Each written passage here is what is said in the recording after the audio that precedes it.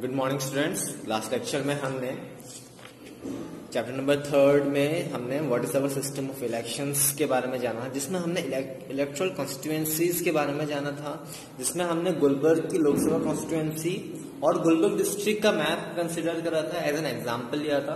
Okay, आज हम जो नेक्स्ट टॉपिक के बारे में डिस्कस करेंगे, हम करेंगे reserved constituencies. Okay, reserve constituencies क्या होती है?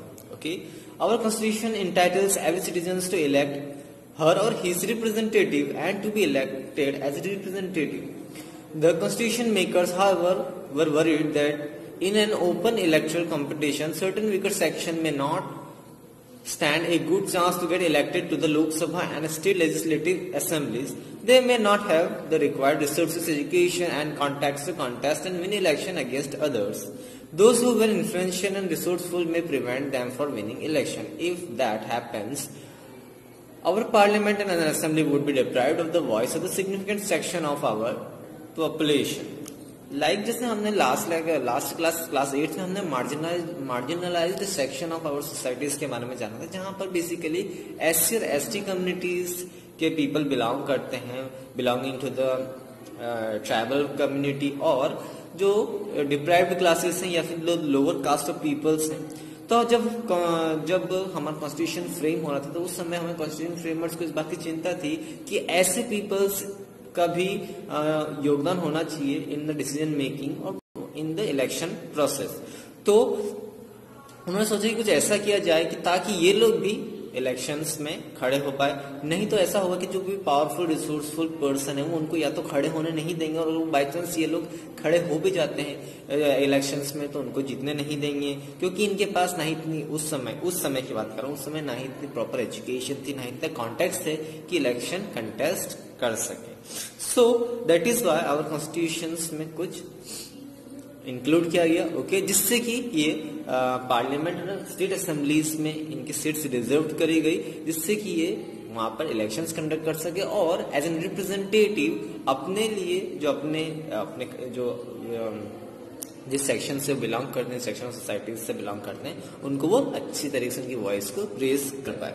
So the makers of constitution thought of A special system that is of reserve constituencies for the weaker section. Some constituencies are reserved for the people who belong to scheduled caste and scheduled tribe. तो हमें constitution ने जो weaker section of the societies या marginalised section of the societies हैं, namely scheduled caste and scheduled tribes, उनके लिए कुछ constituencies reserve की गई. In SC reserved constituencies, only someone who belongs to a scheduled caste can stand for election. Similarly, on those belonging to scheduled tribe can contest an election from a constituency reserved for ST. Okay, हम बात करें reservations की, जब किसी particular constituencies को SC या ST के लिए रिजर्व किया जाता है, तो वहां पर केवल एक एससी का कैंडिडेट ही खड़ा हो सकता है। दोनों पार्टी 2, 3, 4 जितनी पार्टी वहां पे इलेक्शन कॉन्टेस्ट करेंगी, वहां पर केवल एससी का ही कैंडिडेट लड़ेगा। वहां पे ना ही एसटी का कोई कैंडिडेट लड़ सकता, ना ही वहां पर कोई जनरल कैटेगरी का कैंडिडेट खड़ा हो सकता है। Okay, they are reserve for the SC and ST community. In Lok Sabha, 84 seats are reserved for the scheduled caste, 47 for the scheduled tribe. As of 26th of January 2019, 26th of January 2019 तक लोक सभा में 84 seats are reserved for SC and 47 seats are reserved for scheduled tribe. This number in proportion to the share in the total population. Thus, the reserved seats for SC and ST do not take away the legitimate share of any other social group. The system of reservation was extended later to the weaker section at the district and the local level. हालांकि initially जब ये start किया था तो केवल Lok Sabha constituencies और state assemblies में introduce किया गया था, बट लेकिन नाउ डिस्ट्रिक्ट लेवल जो गवर्नमेंट, जो लोकल गवर्नमेंट फॉर्म होती है, या जो विलेज लेवल पे जो पंचायत लेवल फॉर्म होती है, वहां पर भी रिजर्वेशंस की जाती है. In many states, seats in rural panchayat and urban municipalities and corporation, local bodies are now reserved for other backward classes. In fact, now जो local government होती है, जो कि like अर्बन्स में यानी कि सिटीज में जो म्यूनिसिपल कॉर्पोरेशन होते हैं, वहां पर भी अब ओबीसी के लिए भी सीट्स रिजर्व होती है, as well as in local panchayat जो होती है, रूरल पंचायत, गांव में जो पंचायत इलेक्शंस होते हैं वहां पर ओबीसी कैंडिडेट के लिए भी सीट्स रिजर्व रहती हैं. However, the proportion of the seats reserved varies from state to state.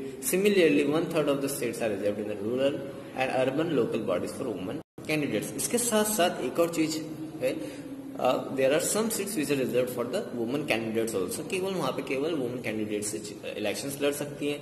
More and often, only 1/3 of the seats यानी कि approximately 33% of the seats are reserved for women. Okay? तो next जो हम पढ़ेंगे वो हम पढ़ेंगे इसमें ये map. Okay,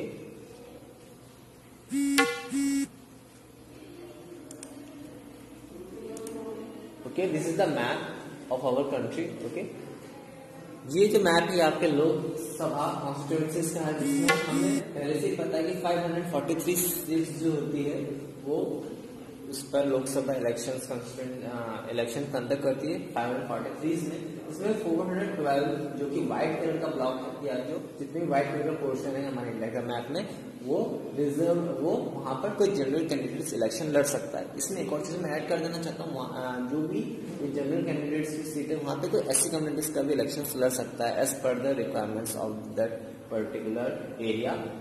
means if the person is very influential, और अगर जनरल वहाँ पर अगर जनरल कैंडिडेट्स की सीट है पर लेकिन अगर वहाँ पे कोई एससी कैंडिडेट या एसटी कैंडिडेट जो कि बहुत ज्यादा इन्फ्लुएंशियल है, तो वहाँ पर वो खड़ा हो सकता है कोई भी एससी या एसटी कैंडिडेट.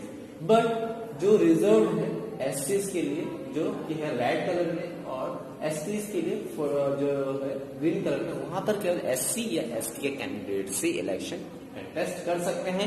यहाँ पर आपकी बुक में पेज नंबर 41 पर आपको स्टेट वाइज कॉन्स्टिट्यूएंसीज गिवन है कि पर्टिकुलर स्टेट्स में कितनी लोकसभा कॉन्स्टिट्यूएंसीज कितनी है. लाइक अगर हम मध्य प्रदेश की बात करें तो there are 29 constituencies under Lok Sabha elections. Okay, अब हम बात करेंगे वोटर लिस्ट की. ओके, वोटर लिस्ट क्या होती है इसके बारे में हम जानेंगे. I hope most of you are aware of voter list क्या होती है. Okay, once the constituencies are decided, the next step is to decide who and who cannot vote. Okay, voter list यानी कि the number of person who can vote. Okay, हर एक constituencies में electoral list, voters list तैयार होती है कि कितने persons इस साल वोट करेंगे. बिकॉज होता क्या है कि इलेक्शन जो होते हैं हर पांच सालों में होते हैं, तो बहुत सारे ऐसे टीनेजर्स होते हैं जो कि अब 18 क्रॉस करने वाले हैं या 18 क्रॉस कर दिए हैं, तो उनका भी वोटर लिस्ट में नाम इंक्लूड किया जाता है. मोस्ट प्रोबेबली जिनकी 1 जनवरी मीन्स इलेक्शन जो भी रनिंग, जैसे जो भी कंटिन्यू रनिंग ईयर चल रहा है. अगर हम 2020 की बात करें तो 1 जनवरी से उसकी एज 18 ईयर्स हो जानी चाहिए. उसके बाद से उसको वोटर लिस्ट में ऐड किया जाता है और उसका वोटर आईडी कार्ड बनाया जाता है. तो उसके लिए वो लोग रजिस्ट्रेशन सर्वे से लोग करते हैं. तो इससे वोटर लिस्ट प्रिपेयर की जाती है. हर इलेक्शन होने से पहले कुछ पर्सन्स की डेथ हो जाती है तो उस वजह से भी उनको भी एक्सक्लूड किया जाता है ताकि उनके नाम पे कोई फर्जी वोटिंग ना कर सके. Okay, this decision cannot be left to anyone till the last day. In democratic election, the list of those who are eligible to vote is prepared much before the elections. जैसे मैंने बताया कि election से बहुत पहले ही ये list prepare कर ली जाती है. Okay, the election and it is given to everyone. और आपने देखा होगा कि डोर टू डोर ये आते हैं और एक स्लिप देके जाते हैं जो कि जिस दिन भी इलेक्शन होता है वो स्लिप आपको लेके जाकर वहां पर सबमिट करनी थी, जिससे कि बहुत इजीली आपका नाम फाइंड आउट किया जा सकता है and you can eligible for casting your vote. This list is officially called as electoral roll and it is also commonly known as voter list.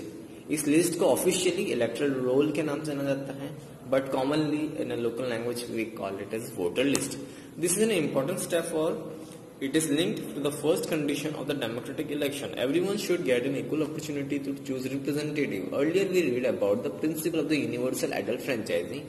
In practice it means that everyone should have one vote and each vote should have an equal value. No one should be denied the right to vote without a good reason. Different citizens differ from one another in many ways. Some are rich, some are poor, some are highly educated, some are not so educated or not educated at all.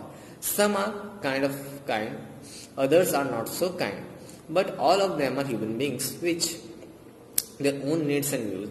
That is why all of them deserve to have an equal say in decisions that affect them. Okay, और इसका reason ये है कि voter list हर election से पहले prepare किस लिए की जाती है, because of the universal adult franchise, जिसमें के तहत 18 ईयर से अबोव का कोई पर्सन के पास पूरे राइट्स हैं कि वो वोट कर सके, ये राइट्स उनके वायलेट ना हो सके या डिप्राइव ना हो पाए, इस वजह से वोटर लिस्ट तैयार की जाती है।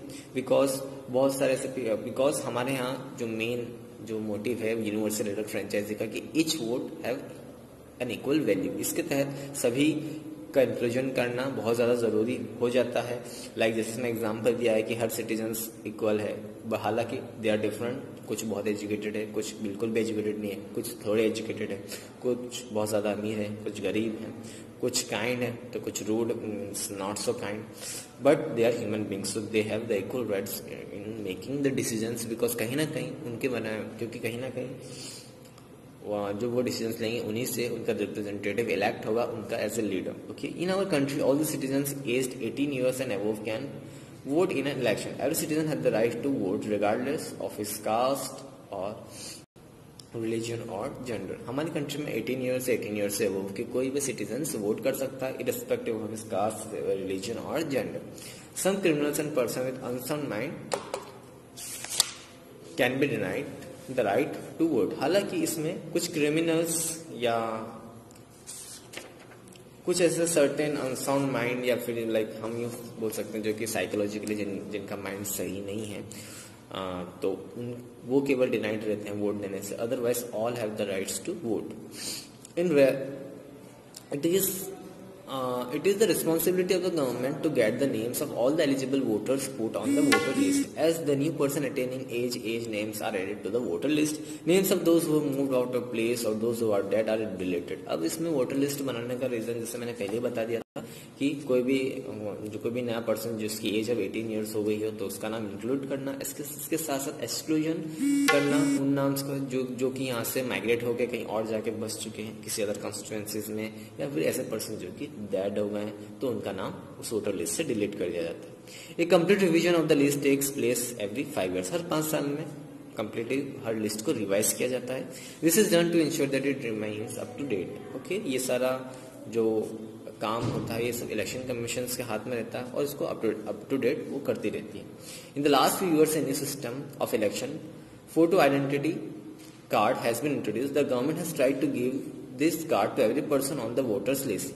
The voters are required to carry this card when they go out to vote. अब वोटर आप सभी जानते हैं इसको कि हम वोटर आईडी कार्ड बोलते हैं, जिसको कि इलेक्शन फोटो आइडेंटिटी कार्ड है जो कि गवर्नमेंट ने इंट्रोड्यूस किया है। ये इलेक्शन कार्ड सभी के पास जो भी रजिस्टर करता है तो उसको बनवा दिया जाता है विद एन फोटो। ओके, जिसमें इसकी इमेज या फोटोज रहती है ताकि इजीली हम पहचान कर पाए। ओके, कोई दूसरा व्यक्ति उसकी जगह वोट ना कर पाए इस वजह से। ओके, इन जो भी वोटर्स जब वोट कास्ट करने जाते हैं तो वहां पर अपना वोटर आईडी कार्ड शो करके फिर उसके बाद उनको आगे परमिशन दी जाती है ताकि वो अपना वोट कास्ट कर सकें। Okay, but this card is not yet compulsory for voting. For voting the voters can show many other proofs of identity like ration card और द ड्राइविंग लाइसेंस। हालांकि लाइक फॉर एन एग्जाम्पल आप 18 years के हो गए, आपने register कर लिया but आपका कार्ड बन के नहीं आया, तो उस कंडीशन में क्या करेंगे आप? या तो आपके राशन कार्ड होगा या फिर आपका अदर कोई डॉक्यूमेंट्स होगा लाइक आधार कार्ड होगा, तो उससे आप वेरिफिकेशन करवा के भी वोट कर सकते हो। इट्स नॉट कंपलसरी कि आपके पास वोटर कार्ड होगा तो ही आप वोटिंग करने जा सकते हैं। अगर आपका नाम वोटर लिस्ट में है तो कोई भी अदर डॉक्यूमेंट जिसमें कि प्रूफ है कि आप ही हैं वो, उस प्रूफ के थ्रू आप वोट कास्ट करने जा सकते हैं। ओके, यहाँ पर एक इमेज और है जो कि मैं दिखाना चाहता हूँ आपको।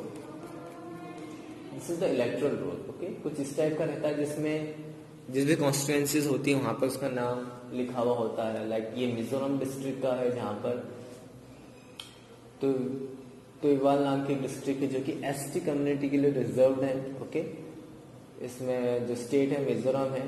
ओके, कब रिवाइज किया जाता है? साल 2008 में। क्वालिफाइंग डेट यानी किस डेट से वो लोग एज को देखेंगे तो 1 जनवरी 2019। ओके, कब पब्लिश किया गया था? 28 दिसंबर 2018 को। ओके, एक्चुअल पूरी विलेज टाउन जो भी पोस्ट ऑफिस ब्लॉक लगता है, डिस्ट्रिक्ट कौन सी लगती है, वहां का पिन कोड, ये सब उसमें है। ओके, इसके साथ साथ कितने पोलिंग स्टेशन हैं वहां पर, एक है, दो है, कौन कौन, उस एड्रेस क्या है वहां का, ओके, कितने, एक वोटिंग स्टेशन है या फिर there are multiple voting station, इसके बारे में है, ओके, कितने नंबर्स ऑफ इलेक्टर्स हैं यहाँ पे, इसका गिवन है, कितने मेल हैं, without photo, with photo, females कितनी वोटर्स हैं, टोटल कितने हैं, ओके, और फिर ये यहाँ पर इनके name along with their father name और यहाँ पे इनका फोटो, कुछ इस टाइप का इलेक्ट्रल रोल होता है इलेक्शन कमीशन, जो कि हर आने वाला जितने भी इलेक्शन होते हैं उसमें ये अपडेट करते रहते हैं, ओके।